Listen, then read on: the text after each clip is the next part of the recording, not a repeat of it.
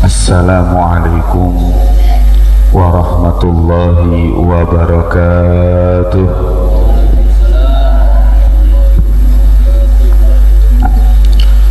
Alhamdulillah, alhamdulillahil malikil muta'al, al-munazzahi 'anil syuraka'i wal amthal, alladzi bayyana li'ibadihi al-harama wal halal. Ashhadu an la ilaha illallah wahdahu la syarika lah, syahadatan tuslihul qalba wal lisan min fasadil af'al. Wa ashhadu anna sayyidana wa habibana wa imamana Muhammad alladzi tahharahu Allah zahiran wa batinan wa wasafahu fawqa ma yuqal, fahuwa an-nabiyyul mustafa wal habibul mujtaba wal hadi minadh dhalal, wa ala alihi wa sahbihi bil ghudwi wal asal. Amma ba'd. Subhanaka la ilma lana illa ma 'allamtana innaka antal alimul hakim. Rabbi shrah li sadri wa yassir li amri wahlul 'uqdatam min lisani yafqahu qawli. Amin ya rabbal alamin. Tumateng para alim ulama, para habaib, para kiai, para masyayikh, para hadirin hadirat rahimakumullah, wa akhussu bidzikri li fadilati syekh Kiai Haji Muhammad Jamaluddin matta'anallah bituli hayatihi wa hafizahullah hifzan taman wa ra'ahu Allah ri'ayatan kamilah lahu wa li auladihil jami'. Amin ya rabbal alamin. Hadirin hadirat kaum muslimin dan muslimat rahimakumullah. Alhamdulillah, di malam yang mulia ini Allah subhanahu wa ta'ala menganugerahkan kepada kita taufiknya dan hidayahnya hingga kita dapat berkumpul untuk memuliakan malam yang mulia di bulan yang mulia bagi makhluknya yang paling mulia, Nabi besar Muhammad sallallahu alaihi wa ala alihi wa sahbihi wasallam.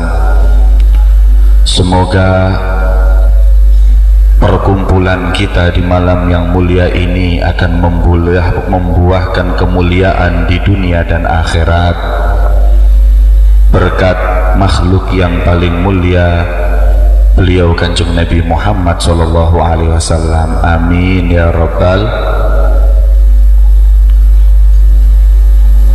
Di mana perkumpulan kita di bulan Rajab yang mulia ini salah satunya ialah memperingati malam yang paling mulia di hati Nabi besar Muhammad, yaitu malam Isra dan Mi'raj beliau Rasulullah sallallahu alaihi wa ala alihi wa sahbihi wasallam, di mana para ulama mereka berkata bahwa walaupun malam yang mulia itu banyak, akan tetapi untuk Rasulullah tidak ada malam yang paling mulia seperti malam Isra dan Mi'raj, karena di malam itulah beliau mendapatkan kemuliaan yang belum pernah digapai oleh Nabi dan Rasul manapun, yaitu pertemuan antara sang makhluk dan Khalik. Memandangnya baginda Muhammad sallallahu alaihi wasallam Tuhannya secara ainul yakin, yang itu belum diperoleh manapun daripada Nabi dan Rasul. Walau untuk kita umat Nabi besar Muhammad, mungkin malam yang paling mulia adalah malam dilahirkannya beliau Rasulullah. Akan tetapi untuk Nabi Muhammad, malam yang paling mulia adalah malam Isra dan Mi'raj. Semoga kemuliaan malam ini akan membuahkan kedekatan kita dengan Nabi Muhammad SAW, membuahkan syafaat beliau Rasulullah sallallahu alaihi wasallam. Amin ya rabbal. Walau kadang untuk anak-anak kita dan kaum muslimin, malam yang mulia dan yang paling mulia untuk Rasul ini kadang kurang berkesan. Justru mungkin malam Minggu lebih berkesan, atau mungkin malam tahun baru lebih meriah dibanding malam Maulid Rasul atau malam Isra dan Mi'raj. Maka hal ini adalah hal yang mesti diprihatinkan ketika umat Nabi besar Muhammad SAW telah memuliakan malam yang justru tidak sedikit mendapat kemuliaan di mata Allah Subhanahu wa Ta'ala, dan meninggalkan malam-malam yang mulia di sisi Allah Subhanahu wa Ta'ala. Semoga Allah Subhanahu wa Ta'ala nantinya tidak mengeluarkan kita dari majelis ini kecuali dosa kita diampuni oleh Allah, derajat kita diangkat oleh Allah. Amin ya rabbal alamin.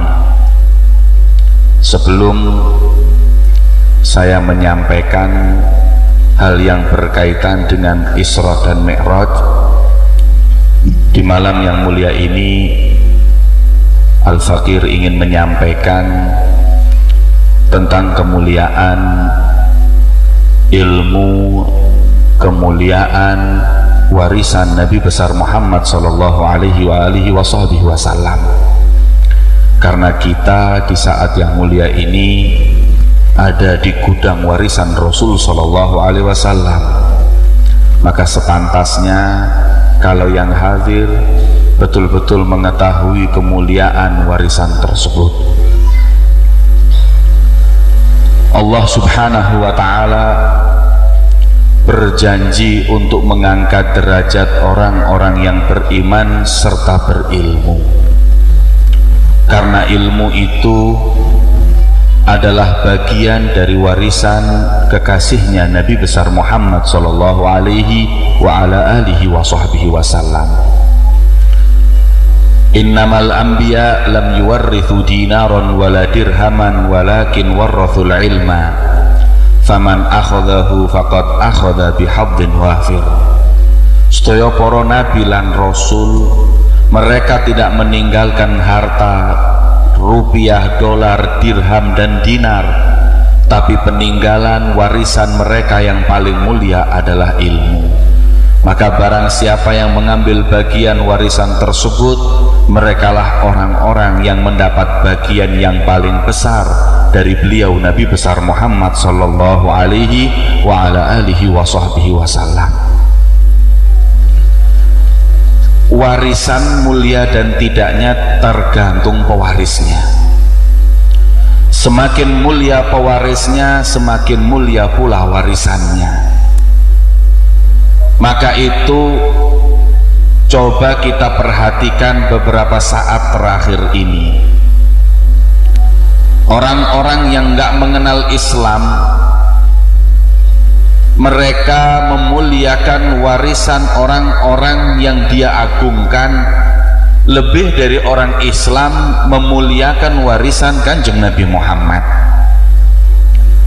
Beberapa saat yang lalu di Jakarta kedatangan seorang pemain bola dari Eropa.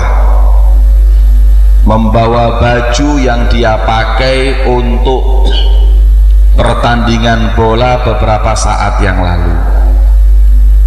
Kemudian baju tersebut disewakan untuk satu kali foto 5 juta rupiah. Masya Allah, 1000 orang antri, 90% umat Islam tabarukan dengan baju pemain bola, padahal yo keringete buadek setengah mati. Nggih dilakoni sebabnya nopo? Saking mengagungkannya mereka dengan pemain bola. 5 juta dibayar cuman bisa pakai baju pemain bola. Subhanallah, seperti itu mereka mengagungkan warisan orang-orang yang gak mempunyai kemuliaan di sisi Allah. Nah, bagaimana kita mengagungkan warisan Kanjeng Nabi Muhammad? Bahkan di Eropa, di Amerika beberapa saat yang lalu, penyanyi legendaris yang meninggal tahun 60-an, kaos juruni dilelang payu 5 miliar. Padahal kaos juruni ku biasanya ingin digawe gombal, tapi berharga karena pewarisnya dianggap mulia di mata mereka. Bagaimana kita mengagungkan warisan Kanjeng Nabi Muhammad? Subhanallah, kalau untuk warisan Rasul di mata umat Islam kadang nggak ada harganya. Guru ngaji nggak kadang mentok-mentok saulan 1.000, njaluk mundak malah di demo.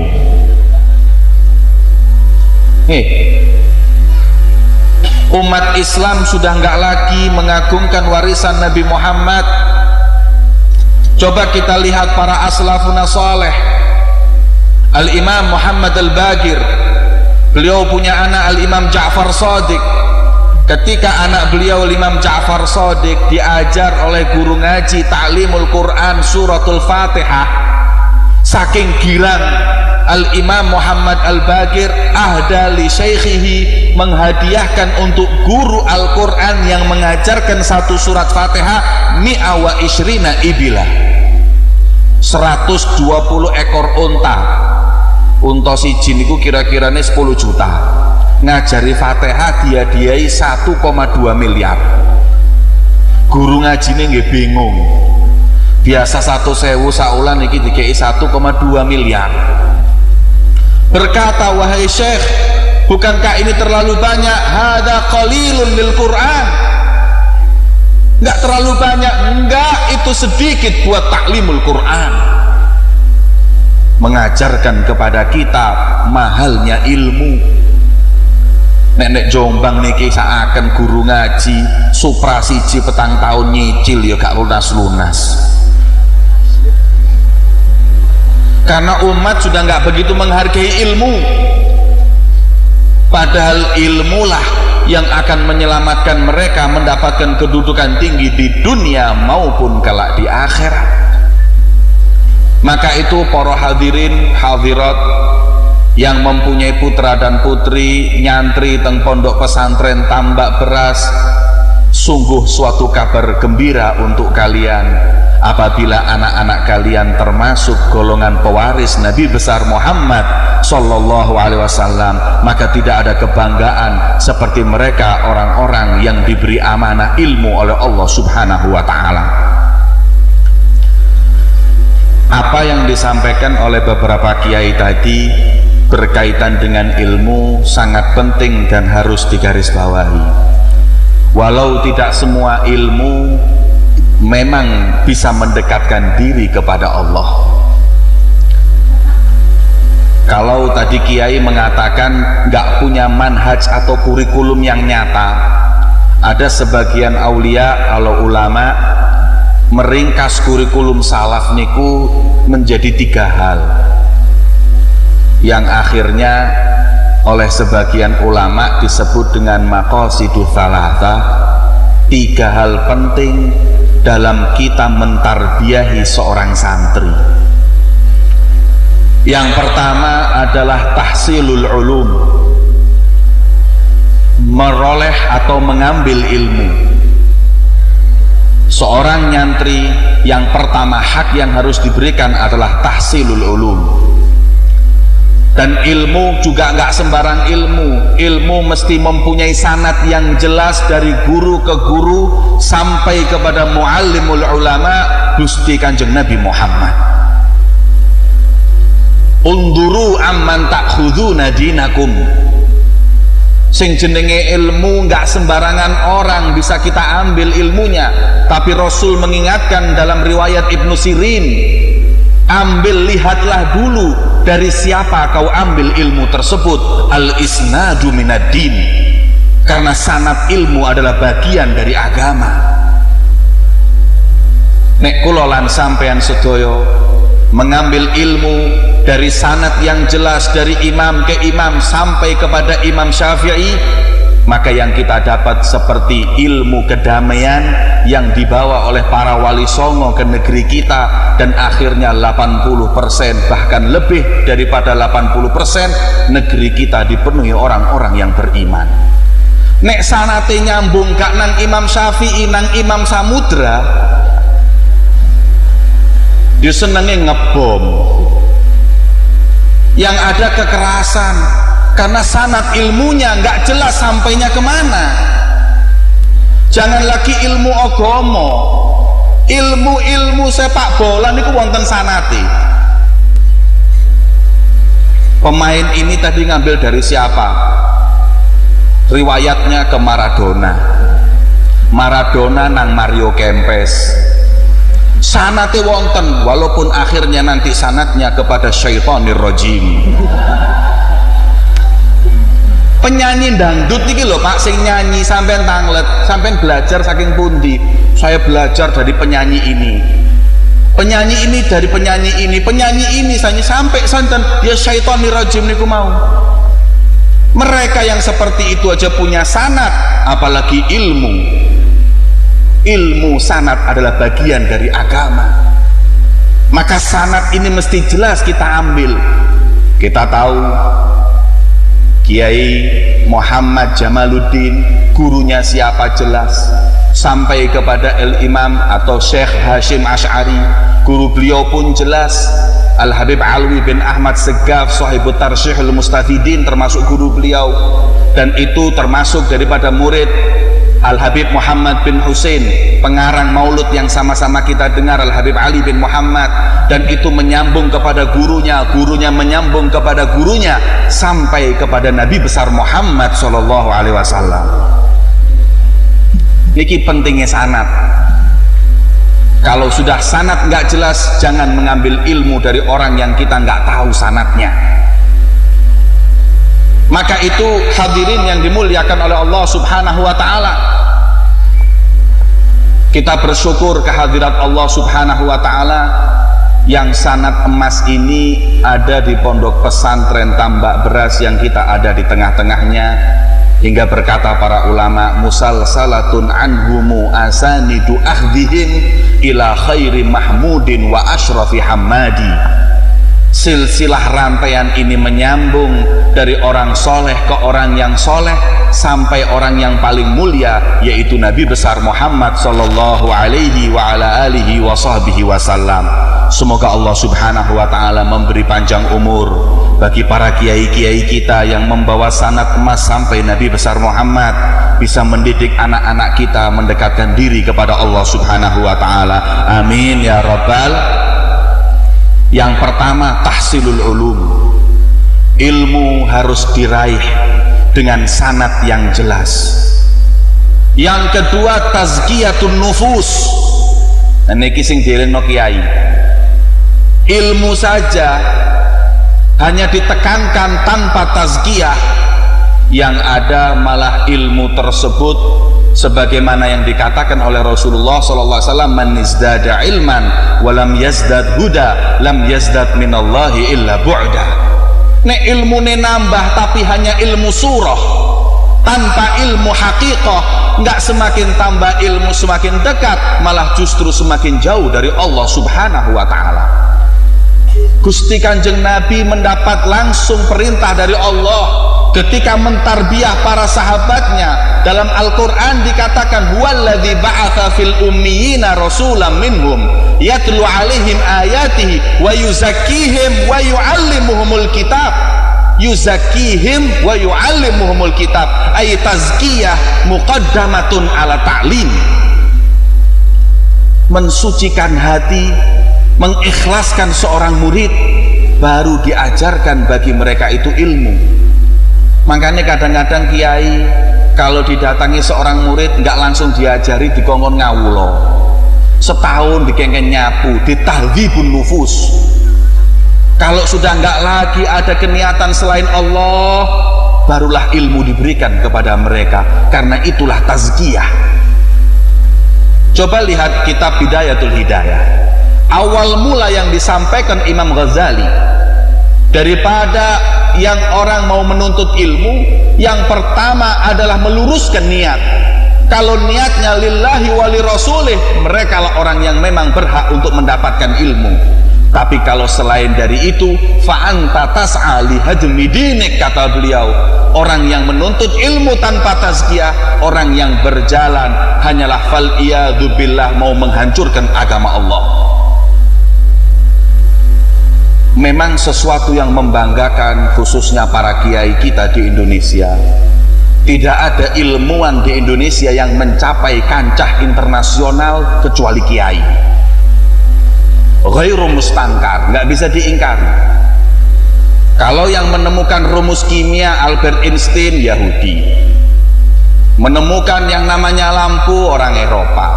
Yang menemukan ini dan itu, semua orang-orang ilmuwan hebat, semua dari negeri barat. Tapi Indonesia ini ilmuwan yang sampai kancah internasional nggak ada, kecuali para kiainya. Zaman kula tasik ngaji teng Tarim, niki Gus Saiful nggih ngoten, pernah belajar beliau di Tarim. Seorang guru ketika itu meminta kepada saya mengambil kitab Maroji, kemudian disuruh ngambil kitab namanya Mauhibah Dzul Fadl, atau yang disebut kalau di negeri Arab dengan Hasyiah Turmusi. Ketika kitab itu dibuat marja', saya sedikit kepingin tahu sinten Hasyiah Turmusi ini.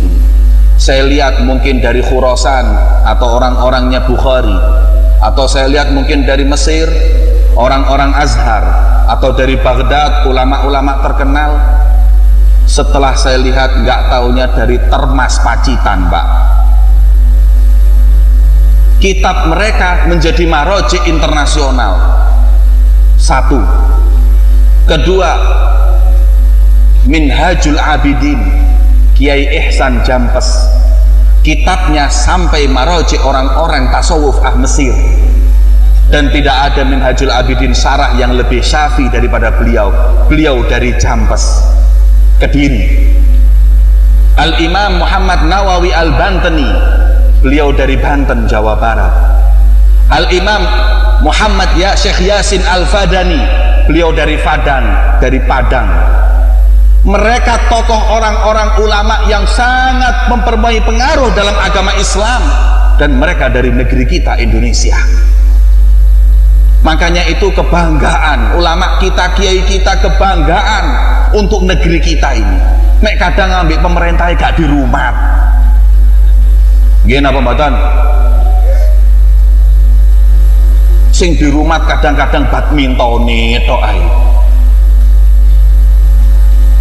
Tapi yang justru membuat kita saat-saat terakhir ini menyesal, kalau dulu para ulama kita, apalagi ilmu alat gak bisa kehitung, mencapai kancah internasional, tapi ulama kita di akhir-akhir ini kok gak ada yang sampai seperti itu. Sebabnya nopo? Apa ulama kita punya kesibukan lain akhir-akhir ini selain ngarang kitab? Kinten-kinten nopo kesibukannya? Lah niku tim sukses nggih. Inna lillahi wa inna ilaihi raji'un. Musibah begitu mulia dan begitu mengagumkan. Maka Sebagaimana tadi disampaikan, yang pertama adalah tahsilul ulum, dan kedua adalah tazkiyatun nufus, dan yang ketiga yang gak kalah penting adalah dakwah ilallah, yang mesti harus ditanamkan oleh para ulama kepada santrinya, hingga gak ada riwayat seorang santri keluar dari pondok pesantren bingung mau apa. Iki opo sing dikerjakno iki. Kalau sudah ada santri yang berpikir seperti itu, pertanda tidak ada semangat untuk menebar risalah Nabi besar Muhammad. Yang mau dibenarkan masih banyak umat Rasulullah. Kok sampai ada yang namanya santri nggak tahu arah kemana? Lebih-lebih lagi di negeri kita. Nek teng Jombang ya Masya Allah ulama stoknya nggih kathah. Tapi coba kalau kita sedikit ke negeri timur. Pengalaman pulau keluar berdakwah sampai kepada Irian Jaya, sampai kepada Waingapu di Sumba, di mana mereka itu kadang-kadang 4 bulan mencari ustadz yang ditanya satu masalah fikih nggak dapat, kecuali dengan datangnya para ustadz dan kiai ke negeri mereka. Dan ini mesti ditebar. Alhamdulillah sekarang pondok-pondok pesantren sudah mulai menebar murid-murid mereka ke tempat-tempat yang di situ rawan daripada kristenisasi ataupun kebodohan atau kejahilan. Pernah pengalaman pulau dakwah di Sorong Irian Jaya. Ketika saya sampai di sana, saya 10 hari ketika itu di bulan Ramadan, bertemu dengan seorang sahib dakwah yang beliau bercerita kepada saya cerita yang sangat menanamkan rasa kecintaan, kemuliaan berdakwah di jalan Allah. Di mana orang tadi ilmunya nggak begitu banyak, nyantri mungkin cuma sekedar 6 bulan atau setahun, tapi punya semangat dakwah yang Masya Allah. Bercerita kepada saya, Beb, kula niki alhamdulillah keluar berdakwah beberapa saat yang lalu ke daerah yang naik mobilnya aja 4 hari. Setelah 4 hari naik mobil, jalan kaki 2 hari. Ono tak santri gini sing siap nih. Setelah sampai di sana, saya kira sudah nggak ada makhluk Allah di situ, Beb. Nggak taunya saya ketemu orang-orang suku Asmat, Masya Allah, jarak 10 meter niku mambune tuh sudah kebau. Sebab mereka itu nggak mandi kecuali sebulan sekali, dan mereka pakai yang namanya minyak babi supaya nggak tersengat yang namanya nyamuk malaria. Saya bertemu dan saya minta tolong untuk disampaikan kepada kaumnya atau kepala sukunya. Saya dibawa ke sana, saya lihat Masya Allah orang kumpul di sebelah sungai.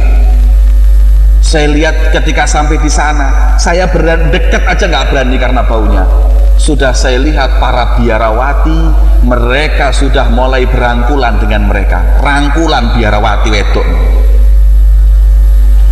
Kemudian ghirah, kecemburuan itu tumbuh dalam hati saya. Kalau mereka sampai seperti ini dijalani, saya lebih dari itu. Maka datang kepada kepala suku, nggak banyak ngomong, langsung dilamar putri kepala suku tersebut. Pas dilamar, Beb, tak pikir insya Allah ya anak kepala suku lah rada ayu titik ah. Barang tak delok, ya Allah Beb, gak iso didelok rupane, Beb. Tapi ya namanya untuk dakwah, jihadun nafas nggih dilakoni. Akhirnya saya minta dan diterima. Sebab ketika itu saya di kaum itu alhamdulillah sing ketok paling rodok ganteng titik nggih kula. Sampai di sana saya ambil anak tersebut, saya bawa pulang. Sampai perjalanan 2 hari, kemudian naik mobil 4 hari sampai di Sorong, tak lebokno salon. Salon biasa 2 jam iki 7 jam gak resik-resik.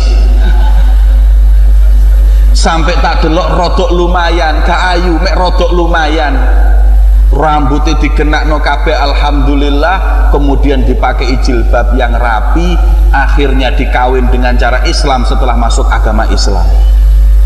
Setelah itu saya ajari sholat, saya ajari untuk ngaji sampai beberapa bulan. Ayo sekarang kita kembali lagi ke desa Bapak kepala suku. Jalan lagi perjalanan 4 hari, kemudian ditambah 2 hari berjalan, sampai di sana kepala suku ini bingung delok anake. Mosok iki anakku lah kok rada ayu. Kemudian berkata, ya ini agama Islam itu mengajarkan nadhafah, kebersihan.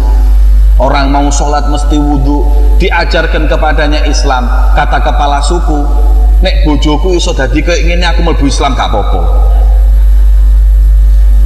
Kemudian ya sudah, kumpulkan orang-orang. Dikumpulkan orang-orang tersebut, ditawarkan Islam. Mereka semua menjawab dengan jawaban yang sama. Kalau nisauna, kalau kita istri-istri kita bisa berubah cantik seperti ini nggak apa-apa. Nek dipikir, lek nggawa wong-wong iki nang sorong petang dina niku biayane pinten. Akhirnya dia ya sudah, salonnya dibawa ke sana. Saya ambil biaya 60 juta gitu. Bawa salon, setiap wanita di sana satu persatu kami salon sampai rodok lumayan itu mau, hingga para mereka pun gembira suaminya, dan semua satu desa masuk agama Allah. Allahu Akbar. Itu dakwah di jalan Allah. Kawinnya bukan memang kawin menuruti syahwat, lillahi ta'ala, jihadun nafas. Akhirnya satu desa semua masuk dalam agama Allah. Dan ini loh, coba berapa yang dia dapat. Kalau Rasul mengatakan kepada Sayyidina Ali, satu orang kau beri hidayah khairul laka min humurin na'am, lebih afdol dari mobil Mercy yang paling mahal. Satu orang, berapa Mercy yang dia dapat ketika mengislamkan orang sekampung. Mugi-mugi santri tambah beras niki angsal bojo teko irian. Seneng sing wis lagi wis payu niki nggih. Li ajli dakwah. Masya Allah, itulah pentingnya dakwah. Dan ulama kita berkata, syabakatu ilmi ladunni ad-da'wa ilallah. Kalau kita mau nuntut ilmu, nggak kita ajarkan kepada anak didik kita dakwah, sulit mendapatkan ilmu ladunni. Karena ilmu ladunni jaringnya itu melalui dakwah ilallah. Makanya Imam Abdullah bin Alwi al-Haddad dalam kitab beliau Al-Hikam berkata, man lam yantafi' biqalilil ilmi fahuwa minal intifa' bikathirihi ab'ad. Orang kalau ilmunya sedikit sudah nggak manfaat, maka ilmunya banyak pun nggak akan manfaat. Santri ketika libur nggak manfaat di desanya, setinggi ilmunya apapun nggak akan manfaat. Makanya ketika pulang, eling zaman kula mondok teng Hadramut teng Tarim niku, kadang pernah saya itu izin sama guru saya, Beb izin mau kemana, mau ke pasar, beli apa, beli dehin karena musim dingin niku kering, mau beli yang namanya minyak nih loh. Guru kula niku ngizini tapi dengan syarat, saya izini tapi syarat, jangan keluar dari pintu pondok kecuali niat dakwah ilallah. Subhanallah, jarak izin 1 jam nih kalau Pak nang pasar balik harus niat untuk menyampaikan agama Allah Subhanahu wa ta'ala. Muamalah kita dengan orang dakwah, jual beli dengan yang jujur dakwah, kita pulang sampai rumah kita pun dakwah. Ketika saya sudah 5 tahun di sana, mau pulang, izin mau pulang, berkata kepada guru saya, Habib pangestuni saya mau pulang. Jawaban bukan pulang, anta fi khuruj, kau bukan pulang tapi kau sekarang keluar berdakwah. Rumahmu ya pondokmu ini. Maka pondok ini jadikan rumah mereka, pulang itu dakwah ilallah. Coba kita lihat para wali-wali kita yang mereka betul-betul mengorbankan segala-galanya dari negerinya, orang tuanya dan keluarganya, datang ke negeri yang di sini dia nggak tahu bahasa, di sini dia nggak tahu tentang adat istiadat, tapi mereka berdakwah. Dan alhamdulillah dakwanya para wali Songo mencakup mulai dari Sumatera sampai Kalimantan, kemudian sampai yang namanya Indonesia, sampai Jawa seluruhnya, kemudian bagian timur sedikit. Kulolan sampean sedaya dikareni mbek para wali Songo sebagian tok atusan tahun juga mari-mari. Itulah mereka para ulama kita, mereka orang-orang tokoh salaf ahlus sunnah wal jamaah Semoga Allah subhanahu wa ta'ala mengeluarkan dari tempat yang mulia ini para ulama ul-amilin, ar-rasikhin, al-mujtahidin, al-wajilin, amin ya rabbal. Rasul sallallahu alaihi wasallam beliau bersabda, kunu aliman, karena nggak ada kemuliaan seperti kemuliaan yang diberikan oleh Allah kepada para ulama. Jadilah kalian orang yang nomor satu, yaitu ulama. Kalau sudah nggak bisa jadi ulama, au muta'alliman, minimal jadi santri. Boleh anak kita jadi dokter, boleh anak kita jadi insinyur, boleh anak kita jadi notaris, monggo, tapi santrek nusik. Coba kita lihat beberapa saat yang lalu, nih, ketika ada aliran sesat seseorang yang namanya Musaddiq, ngaku nabi, itu banyak pengikutnya orang-orang S1. Jadi orang yang namanya pendidikan umum tidak menjamin untuk dia mendapatkan keselamatan dunia akhirat. Makanya mereka mendapatkan suatu fitnah yang begitu besar, aliran-aliran sesat, karena mereka nggak nuntut ilmu. Boleh anak kita jadi dokter, asal harus nyantri dulu 3 tahun minimal, setelah itu baru melanjutkan jenjang yang namanya ilmu dunia dan lain-lainnya. Nek saat ini kadang-kadang Masya Allah, orang-orang ini coba lihat, yang dipentingkan ilmu duniawi, SD nih, SMP-nya harus yang favorit, urusan ngaji nomor 17. Anak iso ngaji, gak iso ngaji, sembayang gak iso sembayang, urusan buri. Yang penting anaknya mempunyai suatu target masuk ke SMA yang paling favorit, masuk S1, S2 sampai S3, sudah S3 jadi pejabat S4 di Nusa Kambangan. Sekarang Nusa Kambangan niku lho Pak, profesor-profesor niku kathah, doktor-doktor penuh. Napa wonten kiai mlebu Nusa Kambangan niku? Karena basicnya nggak kuat. Makanya Rasul sudah mengingatkan muta'alim, minimal anak kita pernah nyantri, supaya tahu, khususnya fitnah di negeri kita. Di negeri kita ini Masya Allah, al-jahlu yantasir, kebodohan ini sudah intisar. Ulama enggak kathah, tapi yang awam juga banyak. Sampai nggak ada negeri seperti negeri kita. Sediluk wonten sing ngaku Jibril, sediluk ya wonten ngaku Nabi. Sing tak wedeni niku nek sing ngaku Israfil, mlaku mbek nggawa terompet, nek di terompet kiamat nggih modar sampean niku nggih. Itu aneh itu. Nggak ada di negeri lain. Coba lihat, ada nggak orang ngaku Jibril? Nggak ada.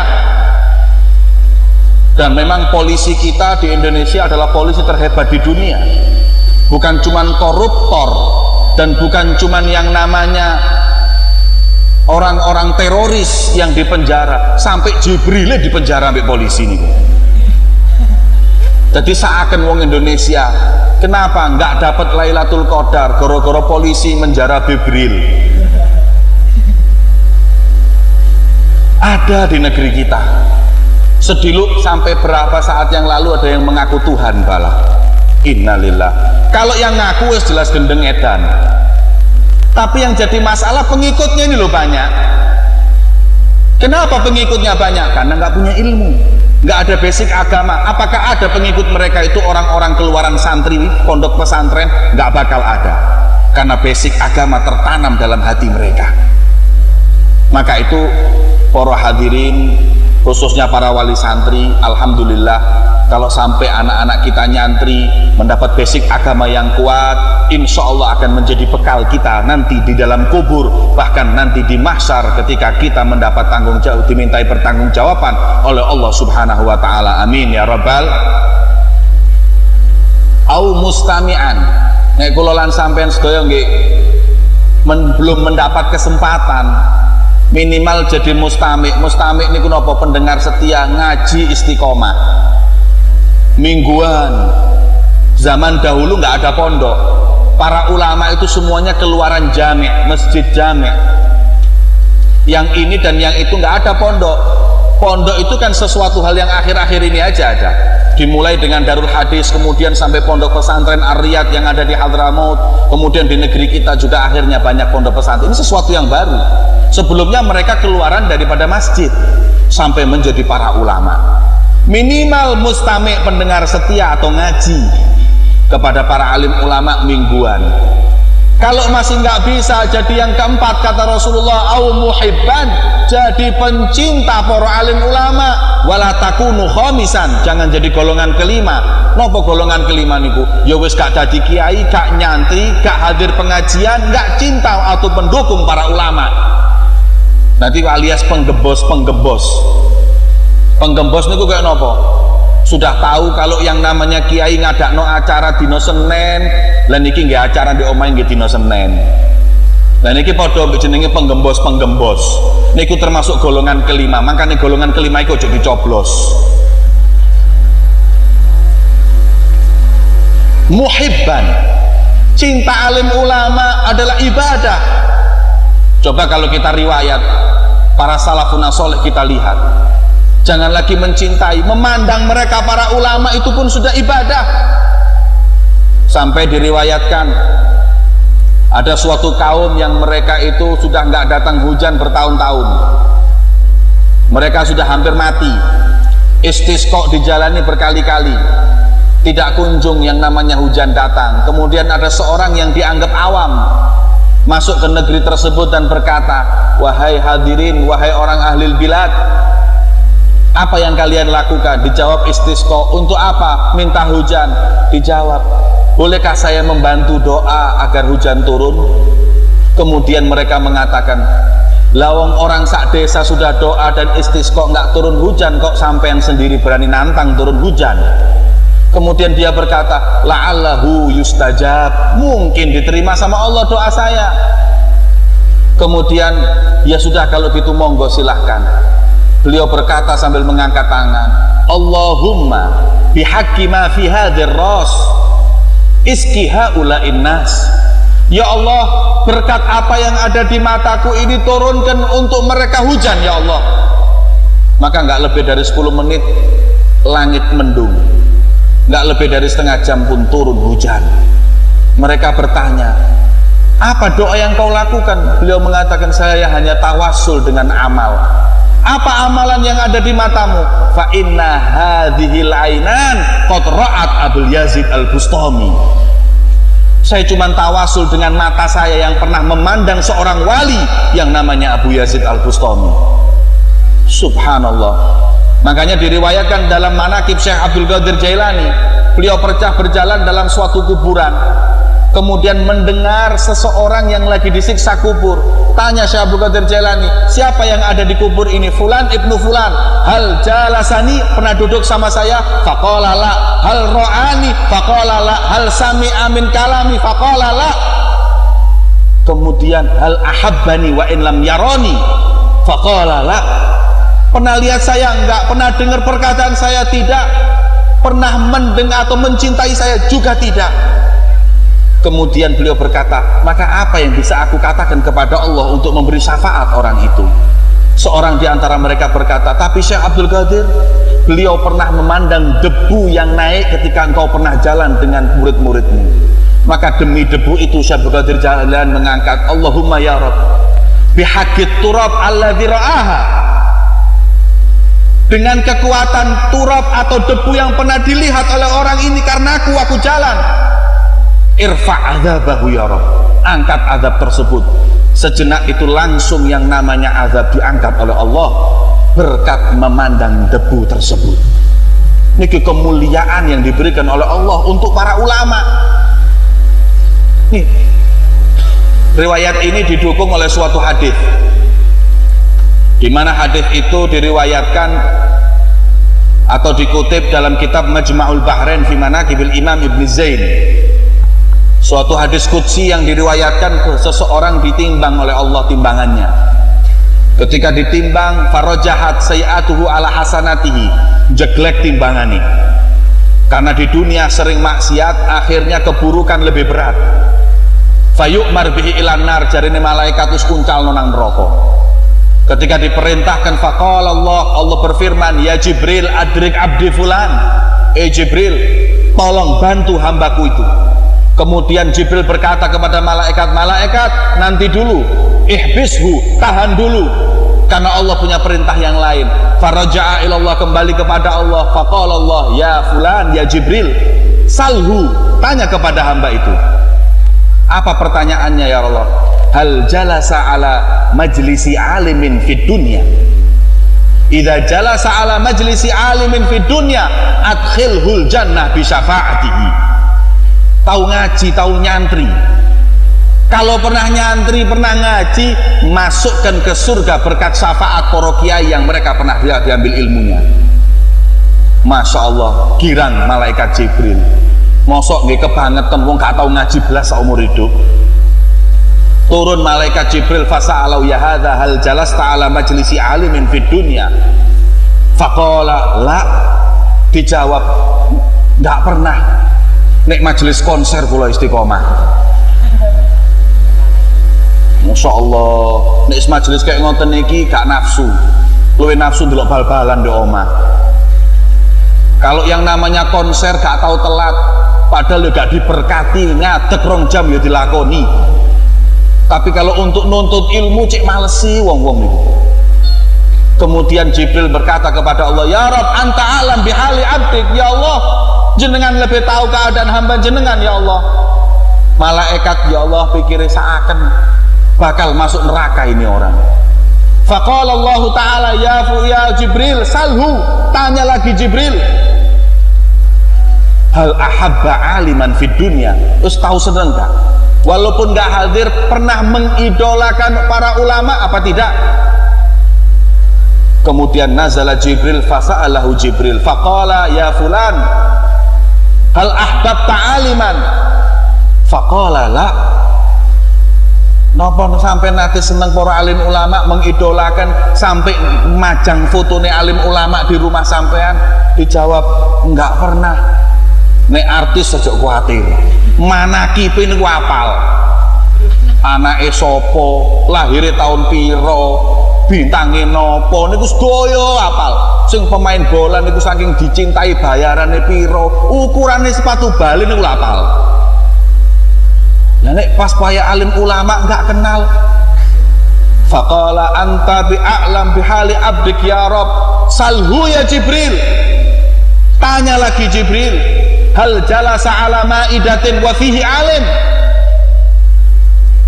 Pernah nggak duduk makan bareng wong alim? Wis gak usah ngaji, mangan barengnya tahu napa mboten? Faqala hal jalasta ala ma'idatin wa fihi alim? Faqala la. Sik dijawab nggak pernah. Lho sebabnya napa? Lho kula sobone teng kafe, mboten wonten kiai nang kafe niku. Nek kula tingali kiai-kiai nek kene kurus-kurus rupane gak tau diundang mangan teng Jombang niki. Nek kula alhamdulillah subur teng Batu niki nggih.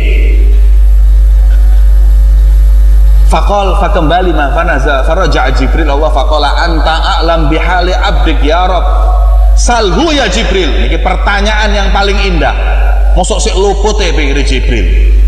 Salhu an ismihi wa an ismi abaihi. Idza wafaqa ismuhu isma alimin adkhilul jannah bi syafaati. Wis takonono jenenge ae. Nek jenenge padha mbek wong alim lebokno swarga syafaate wong ulama.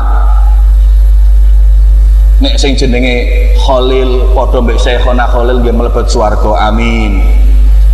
Sing jenenge Jamal mlebet swarga mbek Habib Jamal, amin. Wis gak usah protes. Memberi nama yang baik kepada anak itu penting. Itu bisa menjadi sebab mendapat syafaat orang-orang yang besar. Fanazala Jibril, takoni bi Jibril, masmuk. Fa ajaba bi ismin la yu'raf. La indal anbiya wala indar rasul wala indal ulama. Dijawab namanya enggak dikenal, gak ono jenenge nabi, jenenge rasul. Nggih, mbuh jenenge sapa napa Joni, mbuh sapa jenenge. Wis mukaman Joni, waduh, mboten wonten Joni radhiyallahu anhu niku. Sampai kebet-kebet kitab kuning sampai pedhot nggih mboten wonten niku. Lho kok anake jeneng kok dijenengi Joni. Beri nama yang baik kepada anak tersebut, nama Hashim, pada nombe Hashim Asy'ari. Beri nama yang bagus. Mungkin memberi syafaat. Dari memberi nama kepada anak sudah nggak menunjukkan cinta dengan alim ulama. Kalau niki kadang-kadang bingung. Kalau sudah orang-orang datang ke saya tasmiyah, Beb niki tasmiyah anak kulo, saya tanya namanya siapa? Randa, Beb. Kulo tanglet, Randa niku jenenge sinten? Wonten ta ulama jenenge Randa? Mboten, Beb. Niki lho istri kula niku kepengin jeneng anak Randa. Tak warah Randa iku di Jakarta, di Jawa Rondo. Masuk dirabekno PP 70 ya Rondo terus. Kok jeneng sing apik ngoten lho. Wonten malih namanya Bella. Niku saya diusung jeneng Bella nih.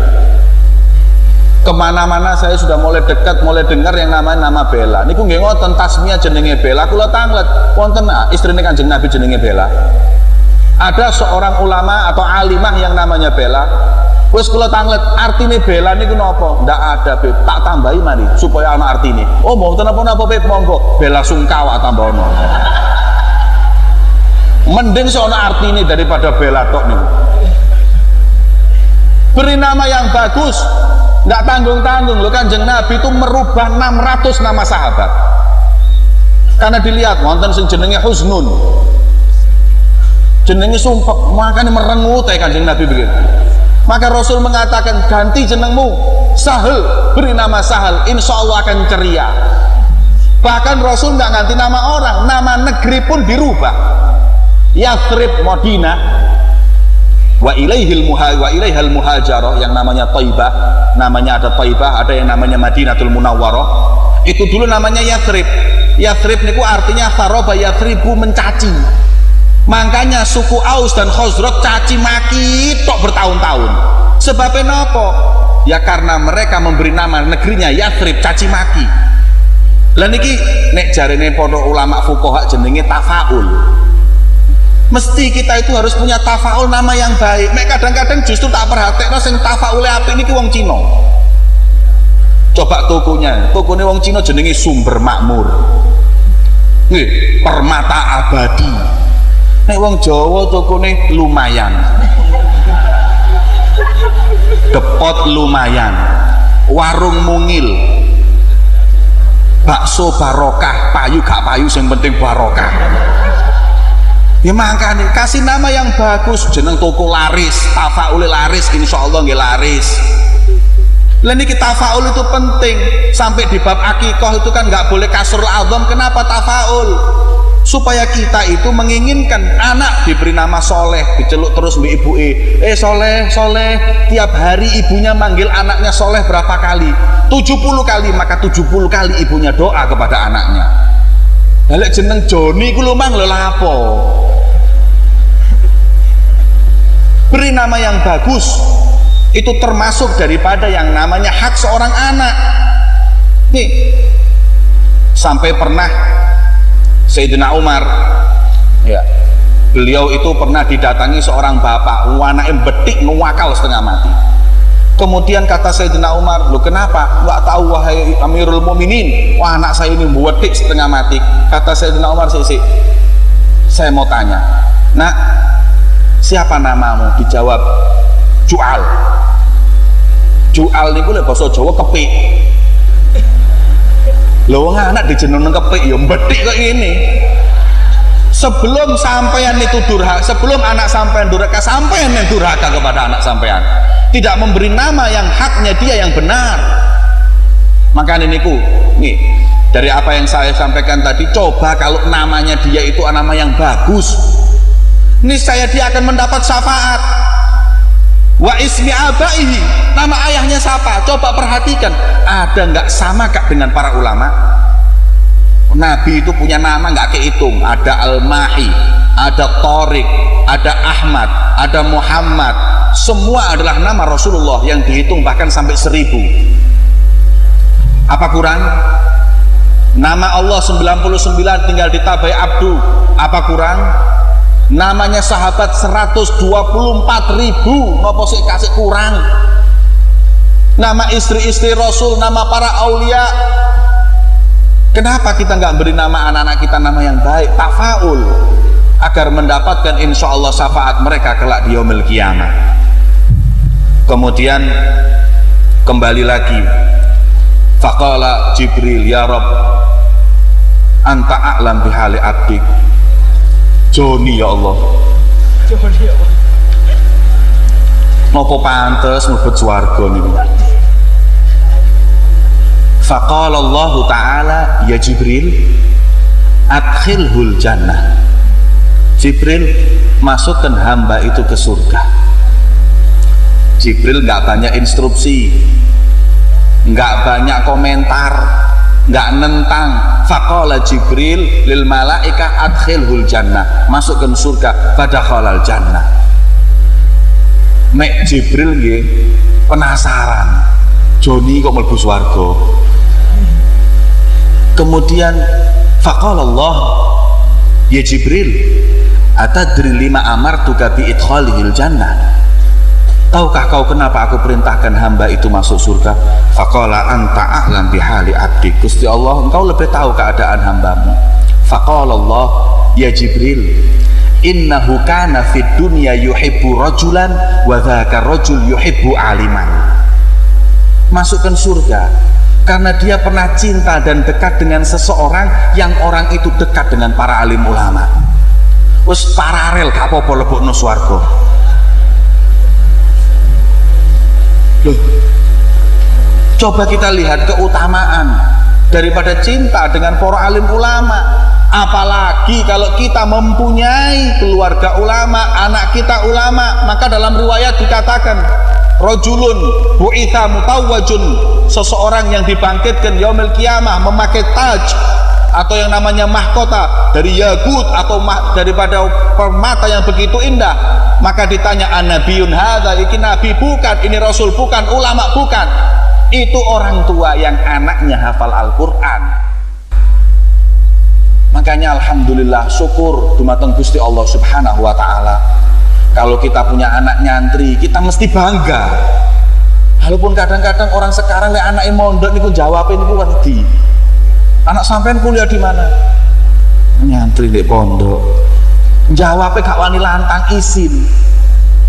Kenapa? Menjadi pewaris Rasul Shallallahu Alaihi Wasallam yang profesinya sama dengan Nabi Malu. Sungguh kita mesti bangga kalau kita punya anak yang masuk pesantren dengan mengatakan, anak saya alhamdulillah seorang calon pewaris Nabi Muhammad. Anak saya alhamdulillah seorang yang berilmu, pengambil daripada tongkat estafet Rasulullah. Anak saya menjadi umana Rasulullah. Anak saya menjadi wasithah bainan nabi wa ummati. Al-Imam Abdullah bin Alawi al-Haddad mengatakan, al-ulama humul wasithah bainan nabi wa ummati. Wasithah antara perantara antara umat dengan kanjeng Nabi adalah para ulama. Makanya kalau para ulama atau orang-orang cinta dengan para ulama, Indonesia Barat, cinta dengan Rasulullah. Informasi waktu ini dipersembahkan oleh produk-produk herbal pilihan yang berkualitas, manjur, hemat, dan mujarab seperti Fibro, Alfia Fit, Alfia Pro, dan herbal pilihan lainnya. Keadaan seorang yang telah menjadi perantaranya kanjeng Nabi Muhammad, maka jangan sampai kita mengkhianati Rasulullah Shallallahu Alaihi Wasallam. Para hadirin, khususnya para santri, kami ingatkan 3 hal tadi: tazkiyatun nufus, kemudian daripada tahsilul ulum, mujahadah, dan sampaikan ilmu tersebut mulai detik ini. Sebagaimana Nabi besar Muhammad Shallallahu Alaihi Wasallam, beliau berkata dalam suatu hadis, ala awala adullukum bi ajwadil ajwad, maukah aku beritahu sesuatu yang paling mulia di atas segenap yang paling mulia? Faqala Allah wa rasuluhu a'lam, kata Rasulullah. Bala ya Rasulullah, kata sahabat, engkau, Allah dan Rasulnya yang tahu. Kemudian Rasul berkata, Allah ajwadul ajwad, Allah lah yang paling zat yang paling mulia. Wa ana ajwadu bani Adam, dan aku paling mulianya anak Adam. Wa ajwadu min ba'di, adapun orang yang mulia setelahku, man alima ilman fanasyarah, yaitu orang-orang yang nuntut ilmu kemudian ditebar ilmu tersebut. Niku kalau di nahwu, man alima ilman fanasyarah, fa niku harful ataf litartibin wa ta'qib. Beda dengan thumma. Rasul tidak mengatakan man alima ilman thumma nasyara. Kalau thumma itu juga harful ataf, tapi litartibin ma'at tarahi. Kalau tarahi itu bisa ditunda. Man alima ilman, nuntut ilmu kemudian nanti ditebar. Tapi Rasul mengatakan ma'at ta'kid, langsung man alima ilman fanasyara. Maka orang yang nuntut ilmu walaupun sudah baru 6 bulan dituntut untuk menebar ilmu tersebut, karena mas'uliyatu dakwah ilallah, tanggung jawab orang berdakwah di jalan Allah. Nek zaman biyen kalau kita baca kitab-kitab tasawuf atau kitab-kitabnya para salaf, mungkin ulama sekarang ini adalah tulabul ilmi pun insya Allah kalau husnudon. Sebab Al-Habib Hasan bin Ismail Al-Hamid, beliau berkata syartu talibul ilmi itu ada 2. Pertama, yaqumul lail, bangun malam. Al-Imam Ahmad bin Hanbal nggak mau terima murid yang nggak mau bangun malam. Kalau ada murid mau nuntut ilmu, beliau kasih air dulu, dilihat malamnya. Kalau air itu utuh waktu subuh, berarti nggak bangun malam. La yasluh lakal ilm, tak pantas kayak sampean ilmu mulio. Pertama, bangun malam. Kalau sudah nggak bangun malam, nggak pantas jadi santri. Yang kedua adalah kuwatul ittisal bi sahibir risalah, harus kuatnya hubungan dengan sang pemilik risalah, yaitu Nabi besar Muhammad. Makanya Habib Hasan bin Ismail beliau mengatakan la yusamma talibul ilm illa idza ra'a nabi aqal min arba'ina yauman. Syarat talibul ilm itu 40 hari harus kurang dari 40 hari sekali mimpi ketemu Kanjeng Nabi. Kalau lebih dari 40 hari gak mimpi ketemu Rasul, gak pantas dari talibul ilm. Dari zaman saat ini insya Allah mau pemaruh kiai ini Habib gak mimpi ini.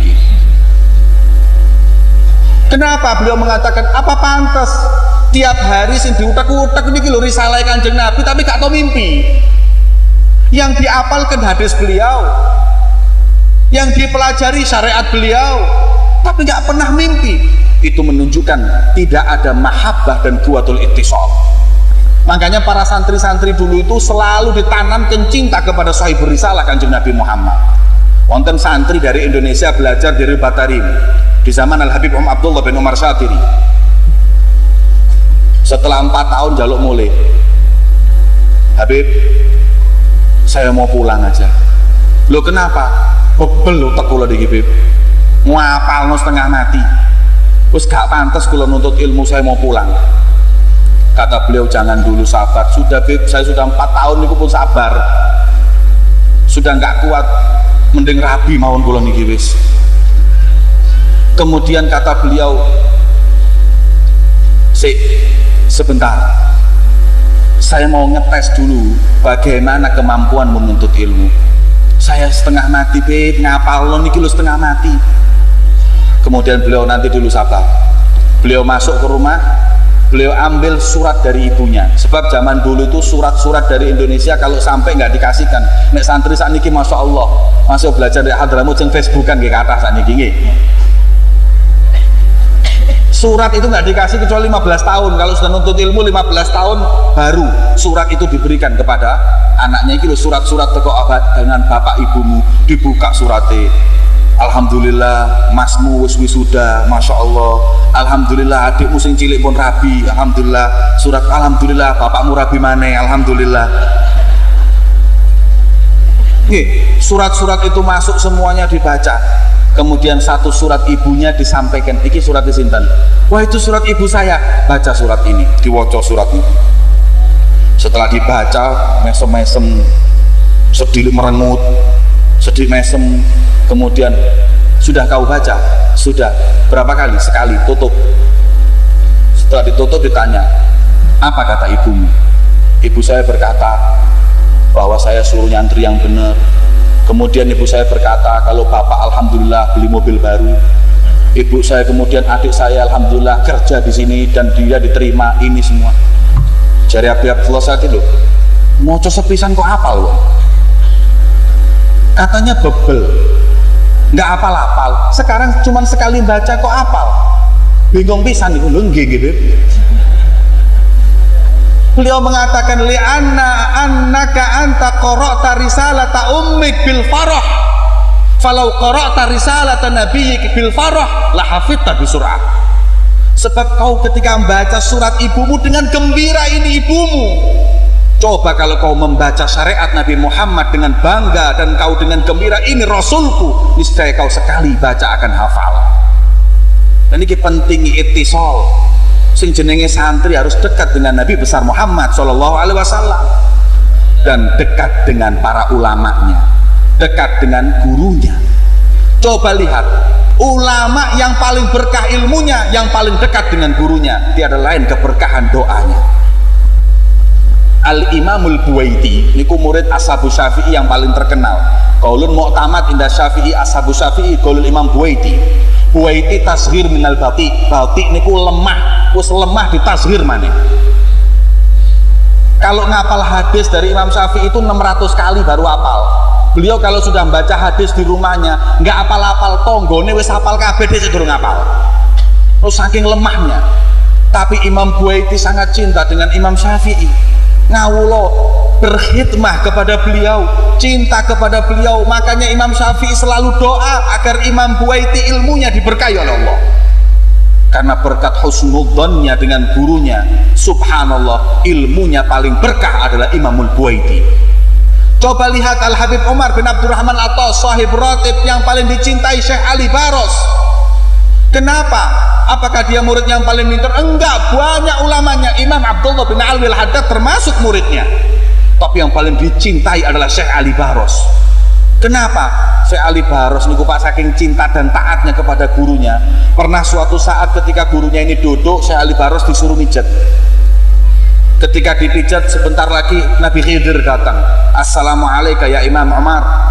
Waalaikumsalam ya Khidir. Salaman dengan Nabi Khidir. Ngomong-ngomong sebentar kemudian jalan. Ketika jalan Habib Umar bin Abdurrahman bingung. Wahai yang namanya Syekh Ali Baros, alam tusafi Khidir, kok gak salaman sampai Nabi Khidir? Dijawab oleh Syekh Ali Baros, ya Imam, wahai Imam, atak murni, apakah kau memerintahkan aku bitawakuf tadlik? Napa sampean ngengken kula niku memberhentikan mijet? Kalau sampean belum memberhentikan, siapapun yang jalan saya nggak berani ngobah. Kemudian saking cintanya Syekh Ali Baros, Imam Umar bin Abdurrahman Athas langsung ngangkat tangan, ya Allah berkahi muridku Syekh Ali Baros. Sampai detik ini tidak ada orang yang mengirim Fatihah kepada Imam Umar bin Abdurrahman Athas kecuali setelahnya harus disebut wa Syekh Ali Baros. Subhanallah, niku berkati ilmu kalau kita betul-betul cinta dengan Syekh. Pun subuh apa dereng niki? Mun 3 jam lebih niki, Pak. Masya Allah. Hadirin yang dimuliakan oleh Allah Subhanahu wa ta'ala, begitulah para salaf pendahulu kita yang mesti kita jalani kehidupan mereka sampai detik ini agar keberkahan ilmu warisan Nabi besar Muhammad SAW mendapat. Niki ceramah saya, habis ini saya akan ceramah Isra Mi'raj nanti niki kiai sing gak teko niku nggih. Sanggup ya sampean nggih? Ya kula sing mboten sanggup, Pak. Ngomong sak jam niki. Subhanallah, ilmu orang-orang terdahulu begitu mulia karena kedekatan mereka dengan Allah dan Rasulnya. Mugi-mugi para alim ulama diparingi panjang umur sang Gusti Allah Subhanahu wa ta'ala, diparingi keberkahan khususnya kepada Sahibul Bait, kepada Kiai Haji Muhammad Jamaluddin Ahmad. Mugi-mugi Allah maringi panjang umur. Semoga Allah memberikan keberkahan di rizki beliau, keberkahan di umur beliau, di kesehatan beliau, di ilmu beliau, dan semoga Allah memberikan kepada beliau turunan yang soleh dan solehat, menantunya menjadi para ulama, anaknya menjadi penerus pondok pesantren dengan penuh keridhaan Allah Subhanahu wa ta'ala. Begitu pula para istri beliau dan segenap para santri dan santriwati di pondok pesantren Tambak Beras. Semoga Allah Subhanahu wa ta'ala mengeluarkan dari pondok pesantren ini orang-orang ulama al-mardiyin, ulama-ulama yang diridhoi oleh Allah Subhanahu wa ta'ala, ulama-ulama yang dibanggakan kelak oleh Nabi besar Muhammad sallallahu alaihi wa ala alihi wasallam. Allahumma ya Allah, kami bersimpuh di malam yang mulia ini, di bulan Rajab yang kau katakan syahrullah, inilah bulanmu ya Allah. kami beristighfar mengetuk pintumu, mengharap ampunanmu di malam yang mulia ini. Kami mengadakan tangan kami, ya Allah, berkat malam mulia ini hapuskan segala dosa kami, ya Allah, tutup segala kesalahan kami dan angkatlah derajat kami ini, ya Allah. Allahumma maghfiratuka awsa' min dhunubina wa rahmatuka arja' indana min amalina. Ya Allah, jadikan bagian kemuliaan malam mulia ini diterima oleh segenap umat Nabi besar Muhammad SAW, khususnya saudara kami yang ada di Palestina. Ya Allah, berilah nusrah kepada mereka, beri ketenangan kepada mereka, beri kemenangan bagi mereka, ya Allah, berkat malam kita berkumpul di majelis yang mulia ini, ya Allah. Allahumma ya Allah, mereka para musuh-musuhmu, para Yahudi Israel telah menunjukkan kekuatannya kepada umat Islam, kepada para Palestina, maka tunjukkan kekuatanmu kepada mereka, ya Allah. Kaulah zat yang maha qahar dan jabbar. Allahumma damirhum, Allahumma khzulhum, Allahumma ya Allah, hinalah mereka di dunia dan akhirat. Allahumma ya Allah, kami bersimpuh di malam yang mulia ini di bawah ampunanmu, ya Allah. Kami zat yang lemah, kami zat yang fakir, hanyalah kepadamu kami meminta, ya Allah. Pintumu terbuka bagi yang istighfar kepadamu, bagi yang bertaubat kepadamu, ya Allah. Kami taibin, kami bertaubat, kami munibin, kami kembali kepadamu, ya Allah. Fahasyaka antarja'una khaibin, fahasyaka antaruddana khaibin. Jangan sampai kau usir kami dari pintumu, ya Allah. Jangan kau jadikan kami orang yang sia-sia dari ampunanmu, ya Allah. Ya Allah, dosa kami banyak, tapi ampunanmu lebih besar. Ya Allah, kekayaanmu lebih luas, permintaan kami kecil dibanding kekayaanmu, ya Allah. Ya Allah, dekatkanlah kami dengan Nabimu Muhammad, jadikan mata kami memandang wajah Nabimu Muhammad. Ya Allah, jadikan tangan kami bermusafahah, berjabat tangan dengan Nabimu Muhammad dalam Al-Kautsar, ya Allah. Muliakan jasad kami berpelukan dengan Nabi Muhammad. Allahumma ya Allah, jangan lihat kami, tapi lihatlah kami adalah umat kekasihmu Nabi Muhammad. Jangan lihat kami karena banyaknya dosa kami, tapi lihatlah kemuliaan Nabi Muhammad di hadapanmu, ya Allah. Allahumma ya Allah, ij'al jam'ana hadha jam'an marhuma wa tafarruqana min ba'dihi tafarruqan ma'suma wa la taj'al fina wa la ma'ana syakiyan wa la mahruma. Allahumma iftah lana wa lil hadirin, ya Allah, futuhal arifin wa faqihna wa iyahum fid din wa 'allimna wa iyahum ilma ta'wil. Allahumma iftah lana abwabal jud wa iftah lana abwabal karam was su'ud waj'alna min ahli al-wafa bil uhud warbutna bi sahib maqamil mahmud rabtan la yanhal fid din wa dunya wal akhirah. Wa sallallahu ala sayyidina Muhammadin wa ala alihi wa sahbihi wa sallam walhamdulillahi rabbil alamin. Bisirril Fatihah.